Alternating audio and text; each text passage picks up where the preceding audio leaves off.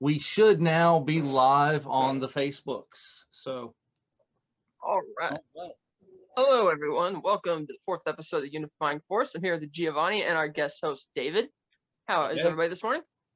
Doing well this morning. Yeah, doing okay. Just had a home net problem, so I'm making like the Rebel Alliance and going rogue outdoors.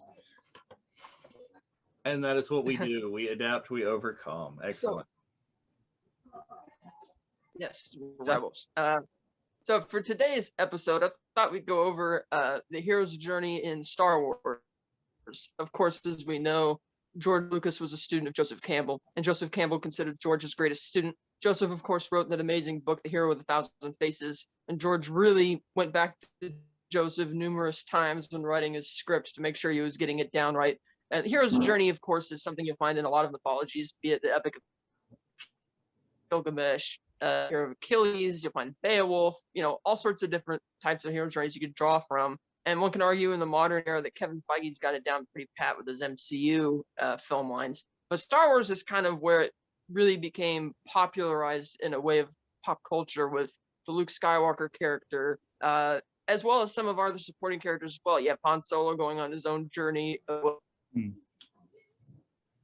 very selfish to being much better person. You have Leia, she's kind of on her own journey as well. And I thought that was just kind of interesting when you look at all the different protagonists and the type of journeys they go on and how it all draws from Joseph Campbell as the source. Absolutely is I think they're all of those that you mentioned, and there are arguments for many more that have had the hero's journey throughout Star Wars.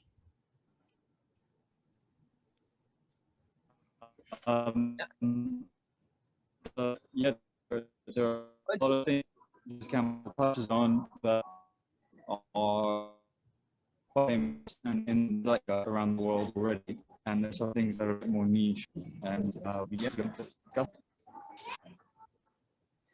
I think. So let's start early, and for those who aren't as familiar with cinema and who may not be as there went Gio. Hopefully he'll get back in here in a little bit. For those who aren't as familiar with Joseph Campbell's version of mythology and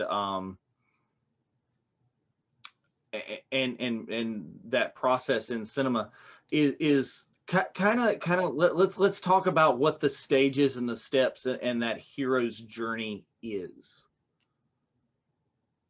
All right, so first step is the hero will be introduced, usually somebody who thinks they have their life in order. Usually it's somebody who's insignificant. They're kind of on the side of the road. They're doing their own thing, and they get presented with a challenge, an opportunity to go on a journey.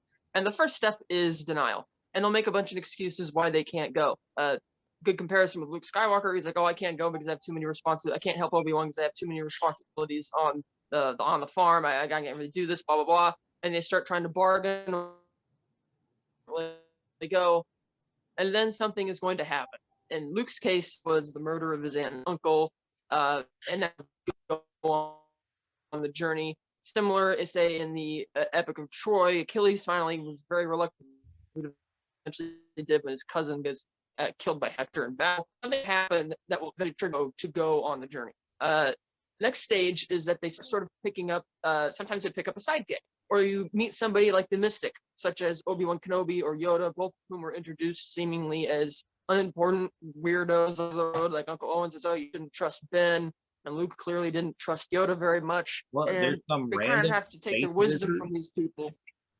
Yeah, like random wizards were just, that's something that always kind of got me with Star Wars, where they kind of refer to him, Obi-Wan, old Ben, as a wizard, but oh, he's just a crazy old man. It's like, well, wait a minute. So you do acknowledge the word wizard in Star Wars, and that it means Exactly. something. Maybe it means like a street magician or something.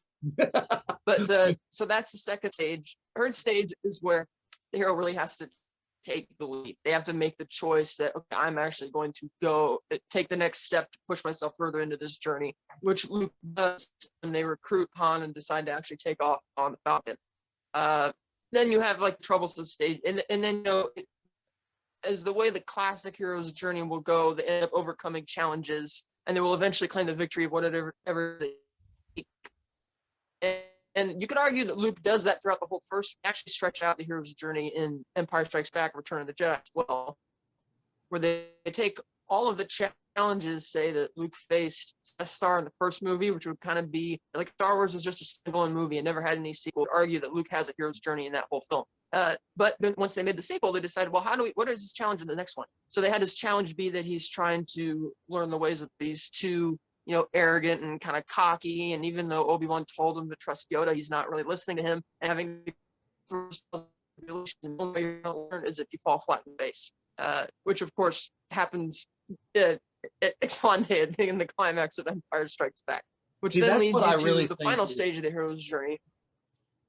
That's what I think is super interesting with, that's what I think is super interesting with Luke's journey, is that Luke has multiple heroes' journeys.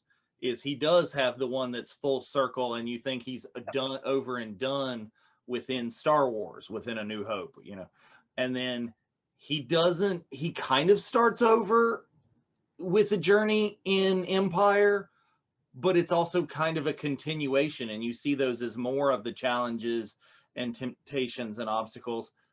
And then again, you kind of see, oh wait, there's still more temptations and obstacles in Jedi. But then if you've only seen one of the films, they're kind of, I mean, Lucas does a really nice job in both making them all circular within each film, and then having a much larger circle if you watch the entire original trilogy. Right. Yeah, and that, which goes on, into the final film as well, where he has to find a unique form of conflict resolution to end up, instead of just killing the villain. So he actually does, where the key stage in the final stage of the hero's journey is that they actually learn to do something on their own. They deviate a bit from what their mentors have told them to become better than them, because as Yoda will tell you in the last, the burden of all masters is what your apprentices will go on to become, and that they're supposed to be better if you've done your job right. And that's kind of what Luke demonstrates his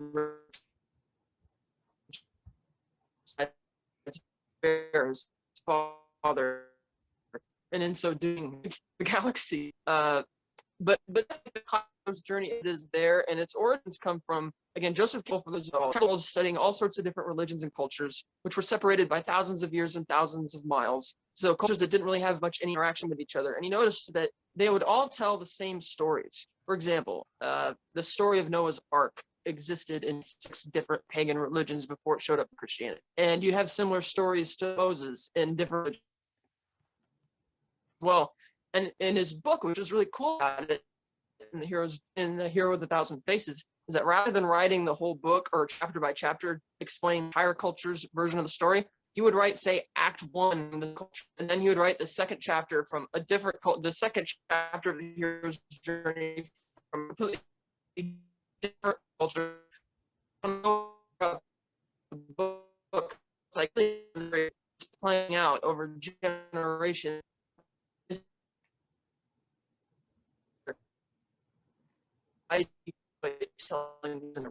And again, as I mentioned with the like, because for whatever reason resonates. different variations of the hero's journey. Like Anakin, for example. So I think Achilles Catherine's is, breaking up a failed. little bit. He starts out where he's, in a sense, damned. So I think Catherine's breaking up a little bit. We're talking, I think, a little bit more about how other characters are having the hero's journey in there. And I hear her talking about and mentioning Anakin, and you know, so that's another character that, in my opinion, I think has multiple journeys. Okay, as you can see a hero's journey of Anakin Skywalker, as he grows and he learns and he becomes mentored by Qui-Gon Jinn. There's his, you know, space wizard, and then, you know, that transfers to Obi-Wan, and you see the journey of little Anakin, and it's kind of circular there in the Phantom Menace. And then you see the arc get bigger as he goes on to and grows and becomes a Padawan, and then bigger again if you see the Clone Wars. And is it still a hero's journey, because the change by the end of episode 3 is that he's become evil? Well, it's sort of extended out when you get to the end of the original trilogy in a way. He's just no longer the main character. I know. What do you think, Gio? I think he's the anti-hero's journey, because he takes the antithesis and the thesis behind Joseph Campbell's analog of the hero with 1,000 faces. He presents Luke Skywalker as the in all but named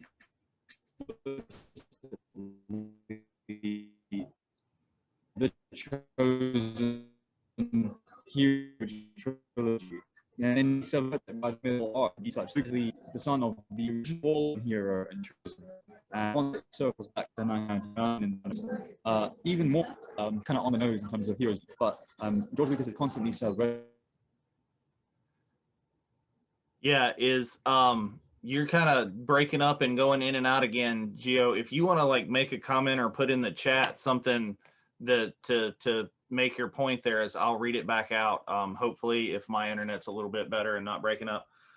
But I mean, Gio's kind of, I think, making a really cool point that it's the anti-hero's journey when he becomes Vader, but extended again and take his entire time as Vader as one of those challenges and things that are in there, and the torments and things that go on, and then bring it around to the end of Jedi, where Luke saves him, where he's changed again and he becomes back, you know, he gets his own Force ghost, he's learned the ways, and he's a Jedi once again. So a really it's kind of like in a way he's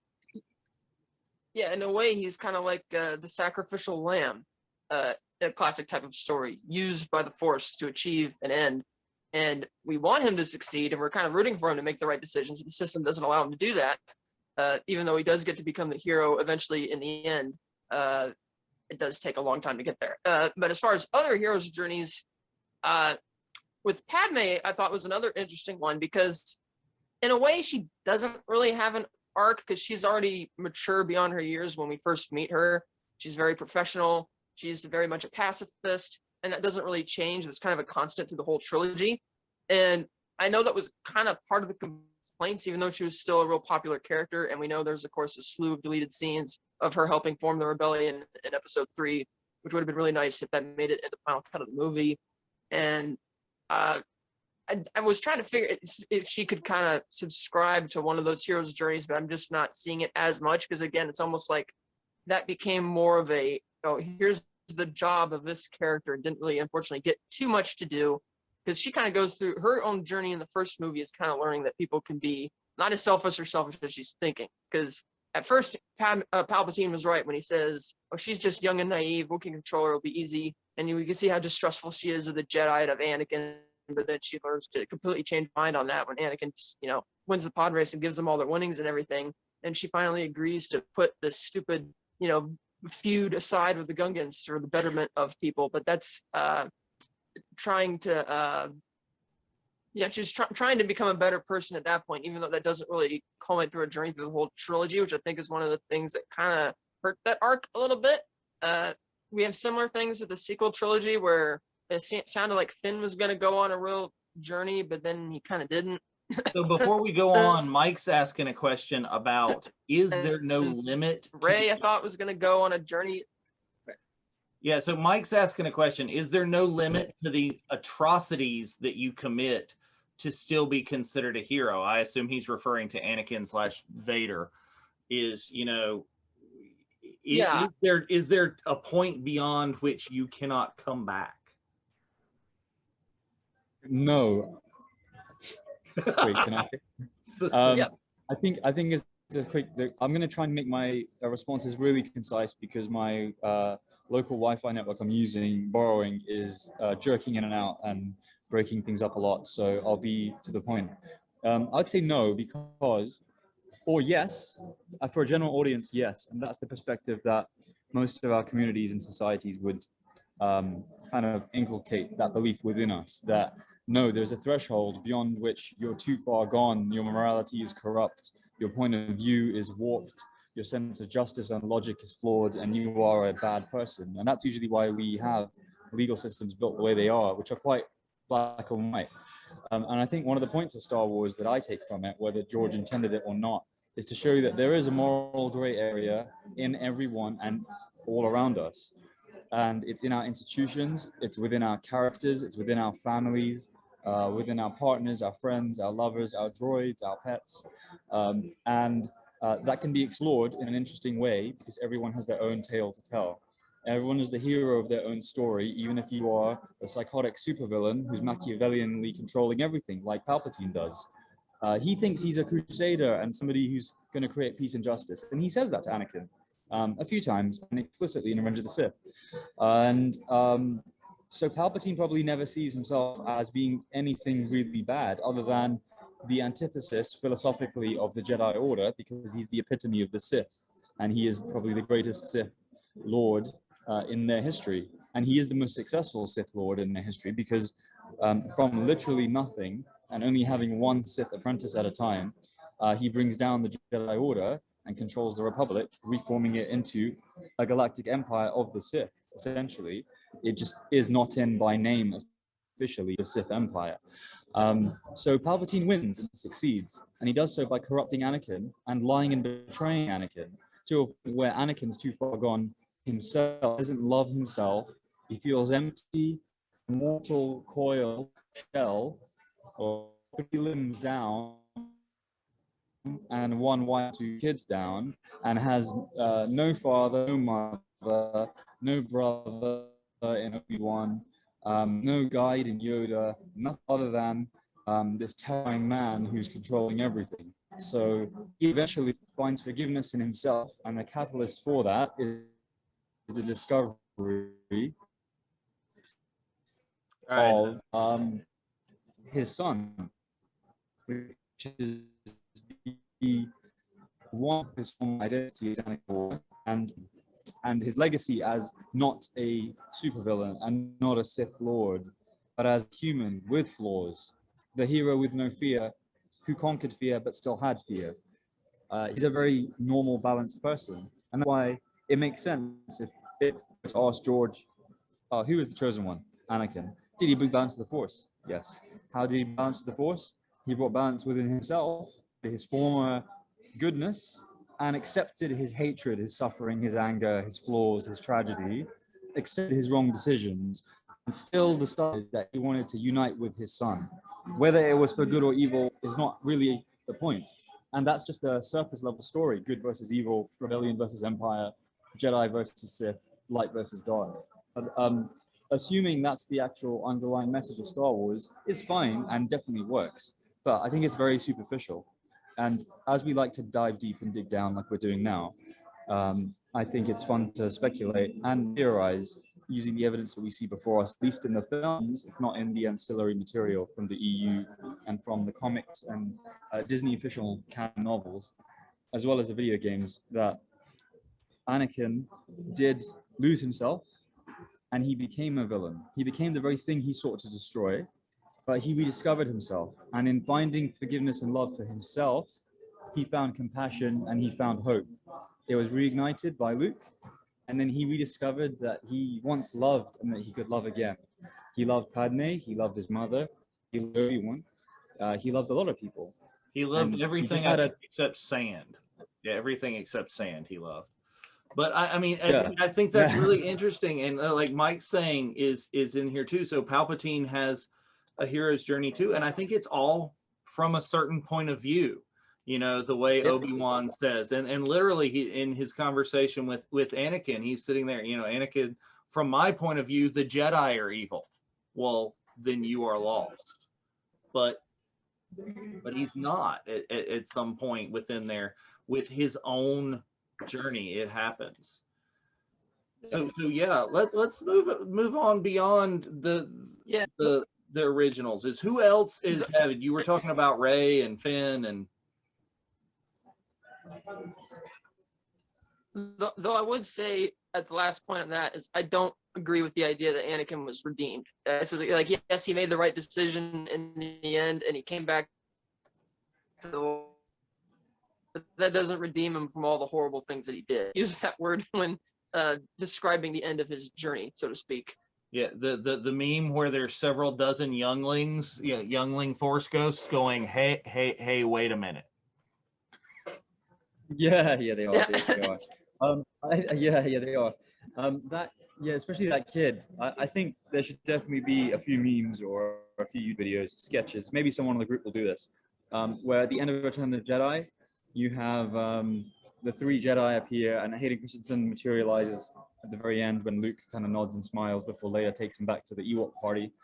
And when that happens, you can have like the little blonde kid, I don't remember the actor's name, who says, Master Skywalker, there's too many of them, what are we going to do? And maybe he can appear in force form and ignite his lightsaber wearing a hood, and then just do that look that Hayden Christensen does as Darth Vader in Temple. And then it can cut to written and directed by George Lucas. That's the edit I want to see. But I would agree, Catherine, I do agree with you that it's a question of kind of like right and wrong, not in a legal or moral point of view, but in a kind of behavioral action and psychology point of view. Once you do something really harmful to other people, you cannot. You can undo the harm done to yourself, which is what Anakin successfully does. And that's why he rediscovers his former self as Anakin Skywalker. But you cannot undo the death and destruction, havoc and misery and depression and annihilation he wielded and enacted upon the rest of the galaxy. He became a conqueror, an enslaver, an oppressor, an emperor himself in a way. He was the vanguard of Emperor and the Emperor's apprentice. But he actually did a lot of the dirty work for the Emperor. So if we're looking purely at material numbers and numbers of kills, his kill count is far higher. And none of that is really redeemable. But I don't think the point of the redemption story of Anakin is about redeeming his terrible actions. It's about accepting his actions as being terrible and not hating yourself anymore for them, because you cannot undo them. You can only redeem yourself.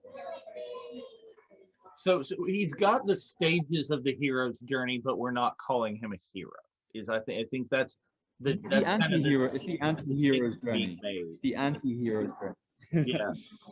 He starts as a hero. Yeah. He starts as a hero, he becomes a villain, and then he ends as something else. So many other anti-heroes, which, at a certain period and possibly even still going in other media, it is just so much out there. The rise and popularity of, Deadpool, the Punisher, is other characters who are completely anti-hero. It's not, they're not Superman, they're not even the level of dark of Batman. They're just pushed way beyond that. So let's talk about other heroes, other people with the hero's journey, whether it's heroes or not. I'll say Han Solo. Yep. For sure, because he starts out as really selfish, really greedy. All he cares about is money. He's really pissed off that they get stuck in the Death Star, doesn't want to go anywhere. But then when he finds out there's more money involved, he's willing to help. And I would bet, and even though the excuse he gives at the end of the movie is that, oh, I wasn't gonna let you take all the credit, take all the reward as to why he came back. But I think the real reason he came back was plan. And Chewie probably guilt tripped him a bit, because you can see that definitely carries over in the next movie where he has stayed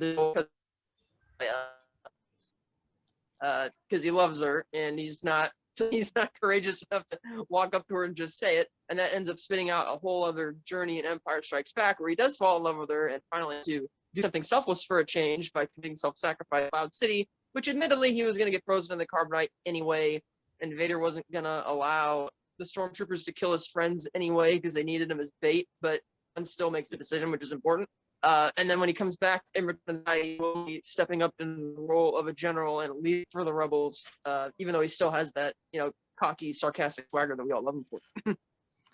Well, and then again, you've got multiple arcs with Han Solo, the character, not, Harrison Ford, the actor.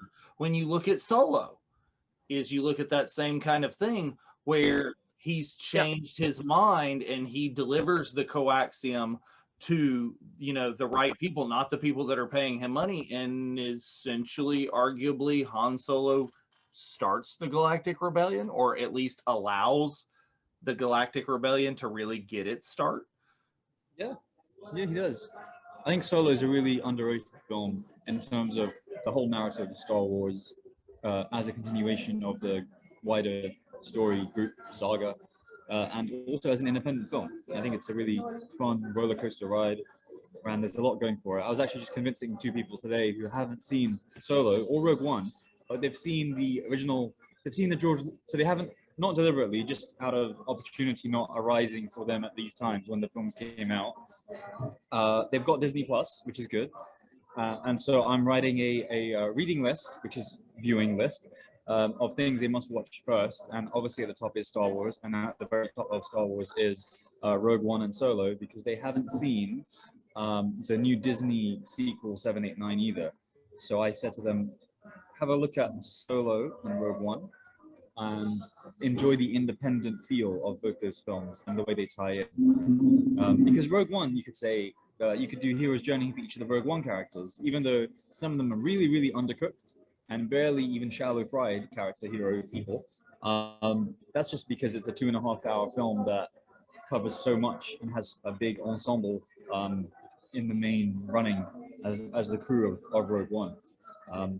And it's really great that we've got Cassian Andor as a series coming up, because that's definitely going to add loads of flavor and substance to Cassian, hopefully to K2SO, and an opportunity maybe to explore the Guardians of the Wills. I would love for them to be in a parallel side story. Doesn't have to be connected to the main ongoing things. And it's very unlikely, given that Jiang Wen and Donnie Yen are older and probably much more much more occupied people than most younger actors might be nowadays. But it would be incredible even just to have a cameo from some of them, because I like the little journeys that each of the characters had in Rogue One. And I think it's a film that people remember as a war film or a heist film and forget it's actually, in the spirit of Star Wars, one of the most mainline, hardcore, spiritual Star Wars films around. And I think that's why it resonated with everyone that I know. Absolutely. I recommend, even to someone who has never watched Star Wars at all, I recommend starting with Rogue One. Is Rogue One 4, 5, 6, is because it really is the lead in absolutely perfection. I if you've never watched Star Wars at all, and what are you doing on this page if you haven't? But if you haven't ever watched Star Wars at all, my personal recommendation is start with Rogue One, go ahead and watch the original trilogy, and then gets a little fuzzy from there. All right. Beyond Han, are there characters in the sequel trilogy and we've talked about the prequel with Anakin but sequel trilogy, who I think Kylo Ren has another anti-hero's journey in a way. he Yes, too is like yes. sacrificial. Great mirror, a great kind of mirror of Erised to Anakin's Whose help. purpose, yeah, his purpose, of course, was to destroy Luke's academy to prevent this whole mess from starting up again. Then he does some pretty irredeemable things as he goes down that road, which is a bit fractured because we never really got to see the backstory or even hear about it, exactly what happened, why his parents weren't good parents or whatever. But we see in the second movie, he learns that his father was right. He decides he's going to turn on his master for selfish reasons. He's claiming the throne, as it were, keeps doubling down on the dark side. In the third movie, realizing that he cannot defeat Palpatine on his own, he needs the help to do it. But in so doing, he sort of has a reconciliation moment, which admittedly was a bit out of left field, to try and bring him back to the light. That journey a bit full circle, kind of like Anakin's in a way, but I didn't really buy into it as much. But that was sort of an arc, if you will. I bought it, but I'll let David speak first. Oh yeah, absolutely. Is you know, Kylo, he's got that journey, whether it's the, you know, hero or the anti-hero, or you know, there's tons of Adam Driver lovers who are just all about Kylo Ren, who who are going, well, his going to the dark side, that was part of his journey. Even the spoiler alert, killing Han Solo is why Han helped him to do that, because he would not have come back. That was one of the trials.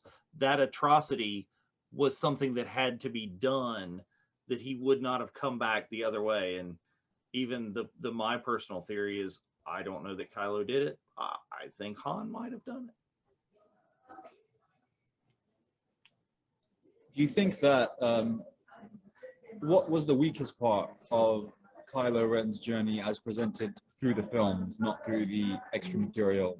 Because the ancillary stuff enhances everything, but in a way it's not really fair to judge the films I thought it was individually. how Yeah, what was the weakest part and what was the strongest part of Kylo Ren's journey for you? I thought the strongest part was when he kills Snoke, because he's finally not going to take all this back talk from everybody. He's not going to quiver in his boots anymore. He's going to live up to his name, because his name, Kylo Ren, translates to Sanskrit to mean new king. So that's kind of his destiny. And Snoke was kind of grooming him that way, that this is your destiny to take the throne. And he finally does it, which is one of the most assertive things that he does for himself. And like, yes, this is mine. I'm taking it. And when Hux tries to challenge him on it, he shuts that down immediately. It's like, no, this is mine, and you follow me now. The weakest part of the journey, I thought, was when the redemption happens, because I didn't buy it. It didn't, because like he's fighting Rey because they both want to go to Exegol, but he knows he needs her help. But rather than just explaining this to her outright, they fight for some reason, and then she heals him, runs away for no real reason, and then he just kind of stands there. And for some reason, Leia is able to do something which, for whatever reason, she couldn't do in the previous two movies. Kind of connects to them and actually brings them back. I just didn't really buy that. It's like, is it that he feels so defeated without Rey that he can't stop Palpatine, so he just relents? I mean, I wasn't really sure what the logic was there. Yeah, I mean, I'm kind of in agreement to the weakest part right there as well. Is just, you know, there's a lot of little parts about the character that don't resonate with me, but I understand resonate with a lot of people. Is, you know, the smashing consoles and just getting completely off kilter, and the little bickering with Hux. But I think the weakest part there is the love story part of it. Is, yeah, I get the Force dyad. I personally wish that Rey and Kylo, as opposed to the love story, had been more like Jason and Jaina Solo, and been twins in that Force dyad, and you know, that may have worked a little bit better. I think the love story part took it down a little bit, and I think the loss of Carrie probably took that story, and the more that they could explain about it.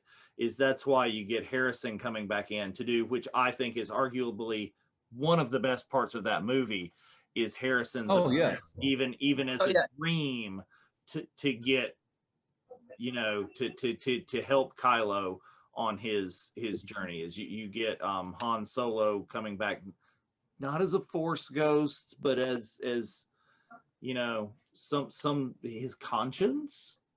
But he said it was a memory because Han is saying the exact same dialogue that he said in his final scene in Force Awakens, and it's just that Kylo, because of how Kylo's changed, he's kind of reading that dialogue, replaying it in a different light, like he's interpreting it differently, Yeah. and so he's imagining him kind of being there. Yeah, I think that scene is and I super- hope without the loss of Carrie, we would have gotten a better redemption part in what she could have done to bring him back to the light. Yeah, that seemed to Yeah. be the direction they were going with it. Like each movie had their emotional climax centered around his reunion with, Han, Luke, and then would have been Leia, which I still thought was bad because, again, they're trying to center your emotional hook for the end of the movie around events that we didn't get to see and still don't really fully understand because they never really fleshed it out. And they want you to care so much about whatever happened between father and son. And I thought that moment when Han confronted him on the bridge is where we were going to get the whole backstory. We are going to hear what the heck happened, and Colin's script kind of went into it a bit. I mean, they could have still shot that if they wanted to, but oh well, that ship has sailed. But yeah, I thought he had kind of like the anti-hero's journey in a way. Well, I think that Anakin and eventually commit the full self-sacrifice to bring Rey back. yeah, no, I think Kylo Ren, if you look at it on paper, if you join the dots and look at the numbers, what happens to Ben Solo is similar enough to what happens to Anakin Skywalker to make them feel thematically linked, as well as linked by being the same bloodline, same legacy, direct descendant, but also thematically and spiritually. And they present a few key moments in Kylo Ren's life well enough, I think, to make the 3 final parts of the 9-part story worthwhile. So I'm looking at it from a perspective of, for example, there's one person that I know, I have a friend who 1 to 6 and not watch 7, 8, 9 at all, and thinks that 7, 8, 9 were just remakes because he's heard. It's very interesting. I had this conversation genuinely less than an hour and a little bit ago. He asked me, wait, but weren't the Disney ones just remakes? And I laughed and went, yeah, they kind of were, but they're not. They're actually number 7, 8, and 9 of a 9-part story. So I think it is worth anyone who hasn't seen them for whatever reason, especially those who are on the fence because of the reception from fans or from critics or at the box office or because it's Disney or because it's Kathleen Kennedy or whatever particular someone might have with something to not want to partake in watching Star Wars because it doesn't gel with what you're familiar with. I think it's worth taking a shot because I'll still maintain The Force Awakens to me is the film I enjoy least in the trilogy, and that's because I'm reminded of all the potential I thought they could have executed, and they didn't stick the landing very well for me in the first one. So my anticipation for 8 and 9 were lower than for Rogue One and for Solo. I assume Solo and Rogue One would be better independent films, individual films than 8 and 9, and definitely than 7. And well, I on think we're reflection, talking about here in talking about the hero's journey is we're talking about how people could misinterpret a lot of stories, even these stories, as being remakes and rehashes because what happens in the story is just it's a continuation of classic mythology. It's the stories that we tell all the time. They contain those tropes: the space wizard, the wise, the callow youth. They all contain or stories that are telling all contain those elements. There was also a very deliberate attempt at paralleling the original trilogy as well in terms of the poetry thing, like it rhymes, like they were saying, because Phantom Menace has a lot in common with The New Hope. Talk about it very much, but it does. Like if you watch Phantom Menace, The New Hope, and Force Awakens, all 3 of those movies very much paralleling the same story. Attack of the Clones, Empire Strikes Back, Last Jedi, all 3 of those films very much parallel the same story with the same plot beats, just different types of arcs. And then the third act of each trilogy, I think, was notably different from each other. There were some similarities, but for the most part, I thought Revenge of the Sith, Return of the Jedi, Rise of Skywalker were 3 very different films from each other, which was kind of refreshing. But they do kind of advance the mythology and keep the story going. And on that note, I think Rey is another character who has a hero's journey. It doesn't really follow the 3-act structure of a trilogy in the way Luke's did, because in the first film, she's still very much, you know, she runs away from her destiny when Maz Kanata tries to give it to her. She gets kidnapped and spends the rest of the movie trying to escape from being kidnapped. And in the end of the film, she's just trying to hand off the responsibility to Luke. Here, take it, I don't want it. But in the second movie, she kind of has the rest of the first act of the hero's journey in a way, where she finally decides, okay, I'm going to accept this. I'm going to go down this path. She takes the Jedi books. She goes to try and do what she believes is right to try and redeem Kylo. She kind of matures a bit in that way. And then in the third film, she finally has taken upon herself as a responsibility. Presumably, she's going to use the books for something, and she does ultimately choose to face the villain in the end, with a little bit of a nudge. Also has a little bit of a hero's journey arc to it, though they didn't really give her a major type of challenge the way they gave Luke, because with her, the only challenge they gave her was retconning the whole parents thing, which to me was always kind of a weak point anyhow. I thought the whole point in that was to make the point that she was using that as a coping mechanism for why she was left behind. And that's why I love that reveal in episode 8, where she kind of admits that she knew this was not she knew they were never coming back from the beginning. And I figured, okay, well, now you're going to give her a challenge in episode 9, but they didn't, which is why it doesn't really, another reason it doesn't follow that 3-act structure very much, but there's a hero's journey there. Yeah, is you get ups and downs because of the you know, the lack of continuous structure, the changes that happen during the sequel trilogy. But so many parallels to Luke that they're doing on purpose. She's, you know, 17, 18-year-old girl at the point, you know, still playing with little stormtrooper dolls and wearing her rebel helmet to eat dinner, you know, and, you know, where you see Luke in the beginning making little vroom vroom noises with his starships, you know, before going to get power converters. And you see all those sort of things. You see her, I think, portrayed as a hero for, you know, a new generation, where is this responsibility of being the hero is going to be put on you, but you're like, me? No, it's possibly lack of confidence. And Luke's character is a different kind of mentor. He's a very reluctant mentor, as opposed to Yoda and Obi-Wan, who were like, oh, hey kid, come on, we'll teach you the ways of the Force. Luke's like, so Well, it's like kind of like another parallel she has with them is that, you know, Anakin was a literal slave. Luke was kind of a slave of the mind, and she kind of believes she's living in this like prison box and she's counting down the days, except in a weird way she actually kind of likes being there.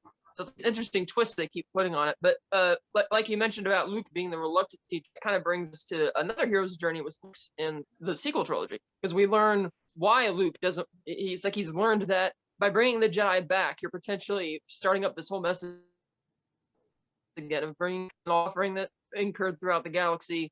And through Rey and Yoda, he ends up learning to kind of come back to trust the light again a bit more, and lives up to the legend that he needs to do what led to inspire everybody again, which he does. So that was kind of a great hero's journey as well. And that's actually an interesting other stage, because you'll find a lot of Greek mythology where you'll read the initial story of the hero's journey, and then years later you'll catch up to the hero, and they kind of aren't these larger than life Olympian gods that you remember. A lot of them were just regular people, and people just kind of blow it out of proportion. Sort of like how the whole plot of episode 7 is that the heroes and the villains have put Luke on a pedestal. But when you look at the original trilogy, he never did anything super amazing with the Force. It's like the thing which is impressive about Luke is that in the course of a few days, he went from being a farm boy to the hero who destroyed the Death Star. And so in the sequel trilogy, it's understandable that people will have mythologized Luke much in the same way the fan base did. And so characters in the film, in a way of art imitating life, like, oh, well, the fans put him on a pedestal, we should have the characters put him on a pedestal too. Well, and then when you catch up with them, you know, these are just, you know, they're real people. They're not gods.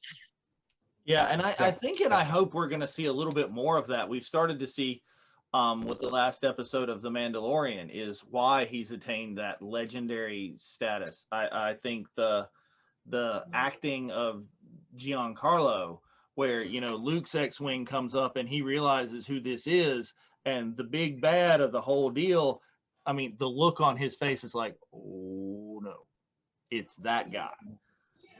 And Yeah, it really was. It we're, was so good. and hopefully in the D Plus series is, you know, we're going to see some of that again. We're going to see some more of what made Luke that legend. Yeah, I want to hear the story behind why Moff Gideon fears him so much. That would be a great story to see, either in a flashback or in a comic or something. Well, I mean, he's almost done enough of it as it is. You know, Moff Gideon is privy to like what most of the galaxy may not. I mean, this kid is this guy at the time of the Mandalorian is what, 25, and he's destroyed 2 Death Stars and taken down the 2 most powerful people in the galaxy in Vader and Palpatine. Yeah, true, very true. Cannot argue with that. That's a pretty good record, actually. And then you have other tragic heroes type arcs, like with the Count Dooku. At first, they say, oh, you know, he was a Jedi, but he's just a political idealist. And then you don't really know much about him. But then when he tells Obi-Wan near the end, right before the climax, that, you know, Qui-Gon was my apprentice. You know, that tells you so much more about him. Because remember how on the outs of the Jedi Council Qui-Gon was, and we realized that, oh, it's not that Count Dooku set out to be evil or was a Sith the whole time. It's that he believed, like Qui-Gon did, that things were not going the right way that they should have. Jedi become too lost, too wayward, but he took the extra step of actually leaving because he had untold riches as the Count of Sereno, and at some point became seduced by Palpatine. But again, it's that example of what George says: no villain really believes that they're being evil; they think they're being good. Admittedly, I find it hard to do with Palpatine because, you know, unlimited power. But, with Dooku, you could really see it. With him, you could tell he wanted things to be better. He believed he was doing the right thing. And I guess when he met Palpatine, he found out, wow, your plan is actually a lot better than mine. And you could tell the look on Dooku's face when Palpatine tells Anakin in Episode 3, "Kill him now." Dooku was planning on killing Palpatine at some point. He was going to usurp him. That was probably Dooku's endgame, and Palpatine was smart enough to see that, and that's why he did him in. But that's sort of another tragic hero because they did that whole audiobook recently, audio drama, Count Dooku Jedi Lost, telling the story of how that came to happen to Dooku, which is another great sort of tragic hero, sort of, you know, becoming the villain type story. Yeah, and I think a lot of Dooku's motivation was when you find out his backstory in how he was a prince, a ruler of his planet, his factions, and was trying to do good for them, trying to bring prosperity and better things for them, and it didn't happen with the Jedi. It didn't happen with the Sith. As he's, you know, kind of, but then he tries to hint when it's not going well with the Sith, he's trying to tip off the Jedi and make things happen. It's not the pure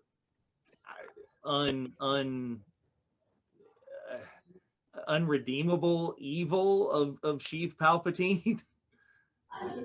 Yeah. All right, so Yeah. let's see. Minor characters. Do we have any heroes' journeys, or is there something else that happens? Is there another kind of journey for those, or are they just I think C-3PO kind of has. I think C-3PO kind of has a journey, because at first he's, you know, the cowardly wannabe butler thing in Episode 1. He doesn't want to go anywhere. In Episode 2, for reasons they still have never explained, for some reason they take him from a Lars homestead and they let him take him along in Geonosis, or he's panicking all the time. He doesn't want to go out and help. It's like, no, R2, we should stay on the ship.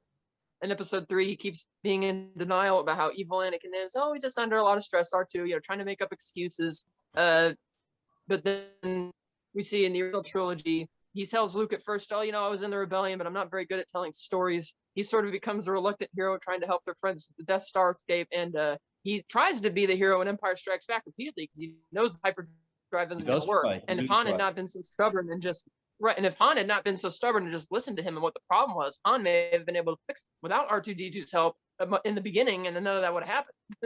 And then in Episode 6, we see sort of come full circle where he's telling the Ewoks the whole story of their journey, and Luke, the look on Luke's face when he listens to 3PO telling him this, considering this is the same 3PO who told him he's not a good story, and here he is just totally winning over the Ewoks with the grand story of their journeys. And then you catch up with them a bit, admittedly not used as much of the sequology, a bit of humor, but then in episode 9 he has this big moment to step up to the plate where he decides that not only am I going to help, I'm not going to be reluctant about it, I'm going to commit self-sacrifice to help this mission, which kind of brings him really full circle from where he started versus where he ends. So I thought it would have been better if he had actually stayed dead, and it would have been more poignant than turning it into a silly joke where he gets his memory back and it's like, okay.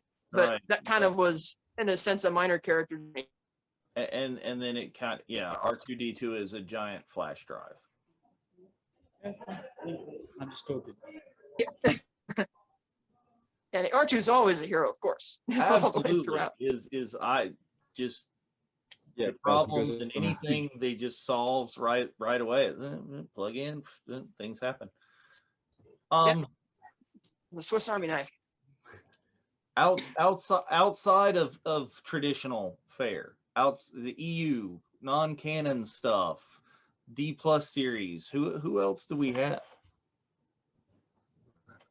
Oh, if Din Djarin is sort of going on, I'm not sure if you'd call it a journey of redemption per se, because we don't necessarily know if he had done any evil per se, but we see how he's being, the mold of the cult that he's been bred into is being broken. He's becoming a better person, a much more understanding, and we see that by the end of season 2, that he's really become much more relatable and emotionally attached to Grogu, and much more, again, like a relatable person, which is what really interesting to see how his journey goes forward now in season 3. But that's a different type of journey, because I mean, at first he's trying to run away and doesn't want to solve the problem, but eventually in the first season he comes back and decides, no, I need to solve this problem. I need to step up to the plate and do what needs to be done to save the kid by going back to face the client and ultimately Moff. Yeah. I think his own version. I think he's on one that's not complete. Is we haven't seen where everything's going with Din yet. Is we're literally in, only a couple of seasons in, and we don't know where it's going to end, where his transformation is going to be.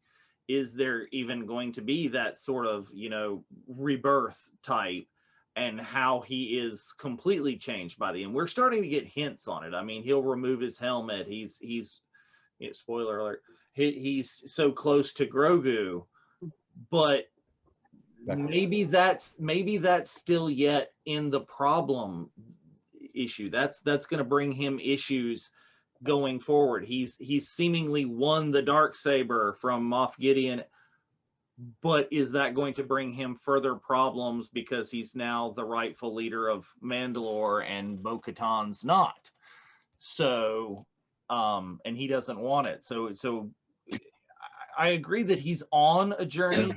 I don't think yet Filoni has done quite what George has done. I know I said George had done something better than Filoni. Sacrilege. I'm sorry. There's a large portion of it. But George had those little mini circles. I'm sorry. He did. There's all those little mini circles, but Din's just on a much bigger circle, and we haven't seen as many like little mini circles on there yet. Right. And we're kind of seeing a little bit of that with Bad Batch, how they started out when they introduced him in Clone Wars as these really efficient, vicious type of clones. And through them having to take care of Omega, they're becoming more relatable and human in a way, more than they were before. And Hunter seems to be the one who's really almost trying to learn to be kind of like a father figure, kind of, and he's kind of on a journey. We'll see where that goes. Yeah, and we'll see how long that progresses, and whether we get one wrapped up in this season, or whether they're going to stretch it out and we'll get more seasons. But yeah, I see Hunter and Din having a very similar arc, and it's not just Hunter at all. I think all of the Bad Batch is kind of one personality, is different aspects. Wrecker and Tech and Echo are all the one kind of father, and they're all kind of on that same arc with him. Yeah. Yeah, I do think though that if the prequel trilogy and the sequel trilogy had a more clearly defined and concise hero's journey for their main protagonists, that they would have been much better received. Because that would attract the story a lot better. And because that does resonate with people, I guess they find that really inspiring, and that would have helped, kind of like as we had almost like a perfect hero's journey epitome of that, which then spawned so many knockoffs and so many other blockbusters all surrounding that same type of idea. And it's kind of unique that we live for, because there's so many superheroes copying that same format, that Luke will probably never be as famous or never mean the same thing to future generations as he did to the ones who grew up with him, because at the time Star Wars came out, that was kind of it. That was just, that was the only major pop culture hero's journey type of stuff you had.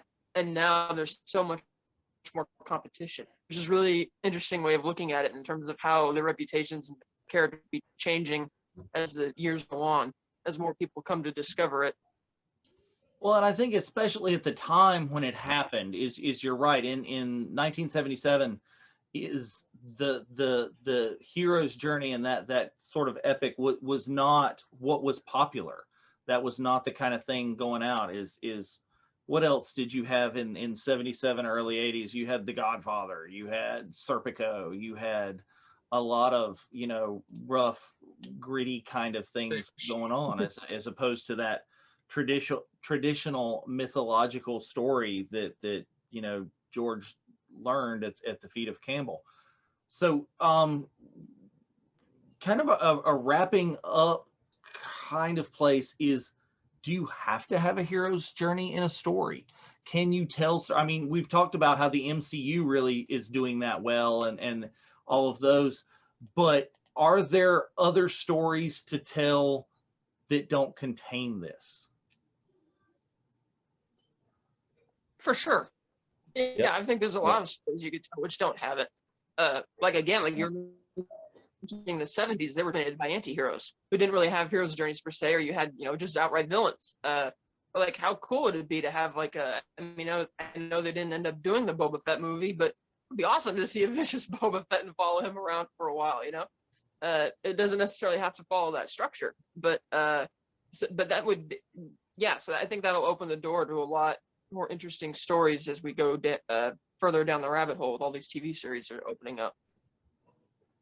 Yeah, and that brings a good comment that Skip's like, that's what the new series are about, is filling in all these cracks and developing the stories that are going all there. So maybe that's why, at least so far, this Den really hasn't had his hero's journey, is they're filling in pieces and parts of larger stories that have gone on. And like you said, is Andor coming out, we'll see more of those Rogue One characters and fill in a lot more of that.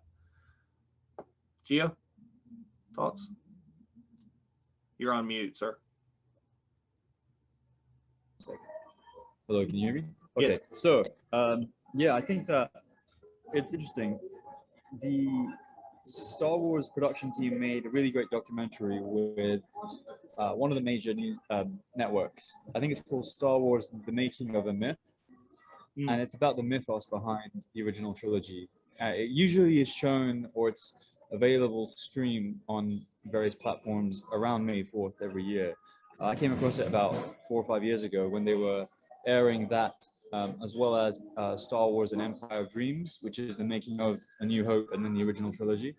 Both feature-length documentaries. They're at least an hour and a bit in their original length, and I think there's a 2-hour version of both. Are really good at surmising everything that we're sort of talking about today, and they're also sources of a lot of the information that I have, because they've been kind of springing off points. So in a way, to kind of wrap this up, I think it's nice to always give like a little bibliography. So I'd really recommend The Empire of Dreams and Making of the Myth documentaries. And then, of course, the main text we kind of explored from the beginning is Joseph Campbell's Hero with a Thousand Faces. I actually have it here, and I'm just going to read the back. There's a couple of comments on the back, which I think are really good closing points about whether there is a hero's journey in every story, or there needs to be, or if there are other stories to tell. And what I will say is, I think it's a bit of both. It doesn't have to be an actual good guy or lady, man, child, whatever, as the hero in the noble kind of knight in shining armor sense. Think of hero instead as main character, protagonist. So every story does have a main character, a main focus, usually. Occasionally there's an ensemble where it's kind of split evenly between 3 people, or if you're Game of Thrones, A Song of Ice and Fire, 26 people. It makes it very hard to balance, and you need a lot more material to do so, which is why A Song of Ice and Fire was best done as an HBO blockbuster TV series instead of a trilogy. And The Hero with a Thousand Faces back said, so one person says, I've returned to no other book more often since leaving college than this one, and every time I discover new insight into the human journey. Every generation will find in Hero with a Thousand Faces wisdom for the ages. And I just think that's a really nice thing to finish on, because it does summarize how the hero's journey is not just about fiction or fantasy or sci-fi or Star Wars, or just Joseph Campbell's academic interpretation of things. It's just a central truth that's found everywhere in different cultures and in different communities, but it's one unifying concept that brings us all together. And George Lucas's own comment on Joseph Campbell's work generally, and specifically Hero with a Thousand Faces, is this: in the 3 decades since I discovered The Hero with a Thousand Faces, it continued to fascinate and inspire me. Joseph Campbell peers through centuries and shows us that we are all connected by a basic need to hear stories and to understand ourselves. As a book, it is wonderful to read. As illumination into the human condition, it is a revelation. And I find Star Wars generally does that mirroring of a hero's journey exactly. I think it's, as a series of films, it's wonderful to watch, to talk about, and to experience. And as illumination into ourselves, it's a mirror and it's a revelation. I mean, I think you're right, Gio. That's a great way to end it up, is words from the maker himself. Is Catherine, final thoughts? I agree with everything Gio said, and that's I can't recommend reading that book more if you, and it's very accessible read, so you won't feel like lost or anything when you're reading it. I highly recommend it. Go out there, pick it up, read it. Even in college class in my Magic, Witchcraft, and Religion, we would often have classes where the professor would just pull up YouTube videos of Joseph Campbell teaching his classes in the 70s, just have us watch that. It was great stuff. So that, yeah, that's, and again, just the popularity of The Hero's Journey and The Resident still speaks volumes. But I also agree that you don't, that doesn't mean that you, like to David's point, you don't need to have that either. Case in point, the character of Indiana Jones doesn't really have a hero's journey, if you will, in the movies. I mean, he changes a bit in Temple of Doom. He changed by agreeing to not take the thing to the museum and gives it back to the village. He changes a bit in Last Crusade, where he gives up the girl because he's finally found his father. But for the most part, he's the same guy. It's just like almost like a comic book, a weekly comic type adventure. So yeah, you could absolutely have films without it, but I still really love the ones with it, because I love movies and stories that have significant character change throughout. But yes, read The Hero with a Thousand Faces. You will not regret it. Absolutely. And that is where we will end you for today. The Many Faces of Harrison Ford is a whole nother show. So don't forget, this weekend, TeePublic site. TeePublic, there's a sale going on. Go check it out. The virtual cantina, Unifying Force logo, all of our other things. Boonta Eve merch is on sale. If you don't know what that is, search on the page. And that is what we have for today. Hope to see you guys back in 2 weeks with another episode of the Unifying Force. Yep, in 2 weeks. And don't miss Jedi Archives next Sunday. Absolutely. Check out Jedi Archives. And we would love to see all of your smiling faces on Tuesdays and Thursdays on Zoom, where we can interact with you a little bit more face to face, for the virtual Cantina happy hour and the virtual Cantina's watch alongs. All right. See everyone then. May the Force be with you. Thank you so much. May the Force be with you all. With us all. Thank you.